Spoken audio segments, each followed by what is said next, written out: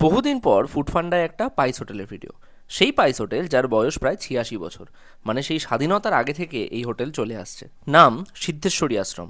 যে বিল্ডিংয়ে এই হোটেলটা রয়েছে, এই বিল্ডিংটা একসময় ছিল রানী রাসমণির। সে সময় এখানে অ্যাকাউন্টসের কাজকর্ম করা হতো এবং নিচতলায় ছিল একটা ঘোড়ার আস্তাবল। পরবর্তীকালে হরিশ্চন্দ্র ট্রাস্টকে এই বিল্ডিং হস্তান্তরিত করা হয়, যেখানকার প্রধান ব্যক্তিত্ব ছিলেন মুকুল চ্যাটার্জি। তখনকার দিনে কলকাতায় যে সমস্ত বাইরে থেকে কর্মচারীরা আসতেন, তাদের থাকার জন্য এই মুকুল চ্যাটার্জি এখানে একটি হোস্টেলের ব্যবস্থা করেছে এবং সেই হোস্টেলের খাবারের জনপ্রিয়তা থেকেই পরবর্তীকালে জনসাধারণের জন্য এই হোটেল তৈরি করা হয়। যেহেতু এটা পাইস হোটেল, এখানে কলাপাতা, মাটির ভাত থেকে শুরু করে লেবুর জন্য পর্যন্ত আলাদা দাম ধার্য করা হয়। আমরা খেলাম ভাত, নারকেল দিয়ে মুগ ডাল, কাতলা স্টিম, এটাকে সর্ষে কাতলা বলা যেতে পারে, এছাড়া চিকেন কারি আর মাটন কারি। প্রতিটা খাবার ছিল সুস্বাদু এবং ঘরোয়া ধরনের, কম তেল মশলা দিয়ে সুন্দর খাবার। এই যে আমাদের বিল। 10টা সকাল থেকে 4টে তক, রাত্রে 7টা থেকে 10:30, সব প্রতিদিন 12 মাস।